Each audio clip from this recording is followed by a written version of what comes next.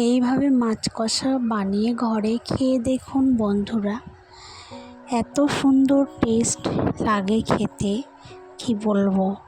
মানে একবার খেলে বারবার খেতে ইচ্ছে করে। তো চলুন কথা না বাড়িয়ে চলে যাই মূল কাজে। আসসালামু আলাইকুম বন্ধুরা, কেমন আছেন? আশা করি সবাই ভালো আছেন। আলহামদুলিল্লাহ, আমিও খুব ভালো আছি। আবারও একটি নতুন ভিডিও নিয়ে আবারও হাজির হয়ে গেলাম বন্ধুরা আপনাদের সামনে। বন্ধুরা, আজকের আমি বানাবো রুই মাছ কষা। দেখুন, আমি কড়াতে তেল গরম করে নিয়েছি। আমি সর্ষের তেলে রান্নাটি করব। তেল গরম হয়ে এসছে, আমি তেলে লবণ দিয়ে দিয়েছি। মাছটা আমি আধ ঘন্টা আগে লবণ হলুদ মাখিয়ে রেখেছিলাম। তো এখন মাছগুলো তেল গরম হয়ে গিয়েছে, একে একে আমি সব দিয়ে দেব।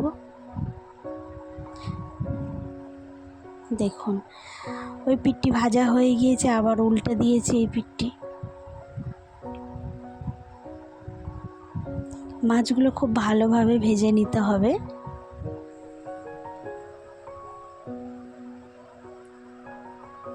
আমি মাছগুলো এইভাবে উল্টে পাল্টে দু পিঠ লাল করে নিয়ে আবার একটু করে উল্টে দিয়ে তুলে নিচ্ছি মাছগুলি। সব মাছগুলি একে একে তুলে নেব।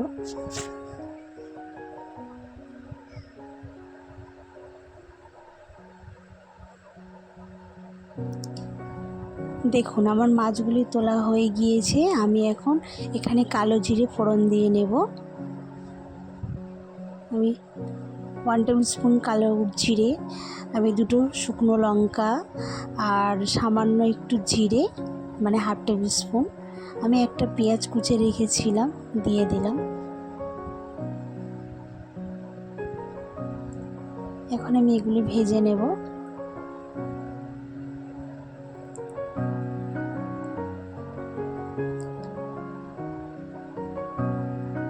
দেখুন, আমার ভাজা হয়ে এসছে। আমি এখানে একটা মশলা করে রেখেছিলাম। আমি 2টি টমেটো, 2টো পেঁয়াজ, এখানে আমি সর্ষে জিরে পরিমাণ মতন দিয়ে আমি পেস্ট করে রেখেছিলাম। পেস্টটি আমি দিয়ে দিলাম। আমি ভালো করে কষে নেব।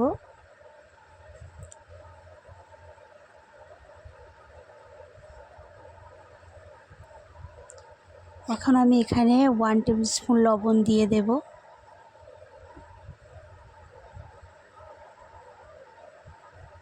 আমি এখানে 1 টেবিল স্পুন হলুদ গুঁড়ো দেব।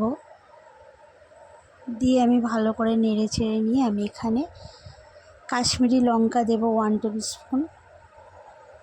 আমি এখানে কোনো গুঁড়ো লঙ্কা ব্যবহার করব না, আমি কালারের জন্য শুধু জাস্ট কাশ্মীরি লঙ্কা দিলাম।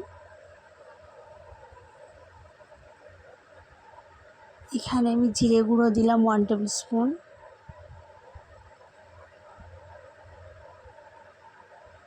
ভালো করে মশলাটি কষে নিয়েছি আমি। আর এখন আমি এখানে টক দই দিয়ে দেব, প্রায় 1/2 কাপ মতো, দিয়ে আমি ফেটে নেব। কন্টিনিউ নাড়তে হবে টক দইটা, নইলে দলা পেকে যাবে। আর অবশ্যই এই সময় গ্যাসের চুলাটি একদম লো আঁচে রাখতে হবে। দেখুন, আমি এইভাবে ফাটিয়ে নিয়ে যখন তেল ছেড়ে আসবে, এখানে আমি মাছগুলি দিয়ে দেব।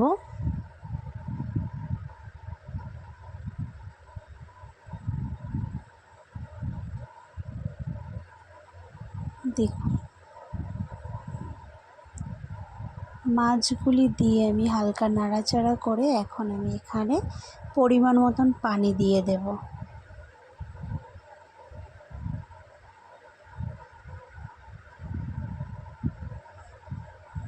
দেখুন, আমি এখানে প্রায় 2 কাপ পরিমাণ পানি দিয়েছি।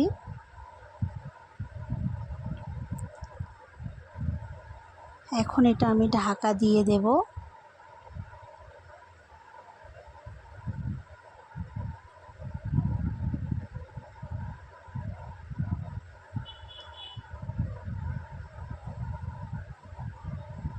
আমি 10 মিনিট পরে ঢাকাটি তুলে দেখুন আমার প্রায়টা হয়ে এসছে। আমি এখন এখানে কাঁচা লঙ্কা চেরা দিয়ে দেব। আমি 4-5টা কাঁচা লঙ্কা চিড়ে রেখেছিলাম, ওটা দিয়ে দেব। আমি ধনিয়া পাতা কুচে রেখেছিলাম কিছুটা, ওটাও দিয়ে দেব এর উপরে। দেখো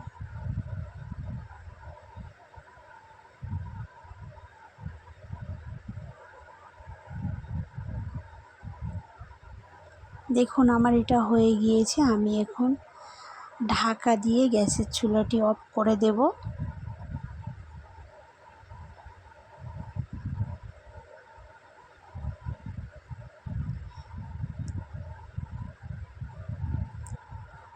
আমি হালকা একটু জিরে গুঁড়ো দিয়ে দিলাম, হাফ টেবিল স্পুন মতো।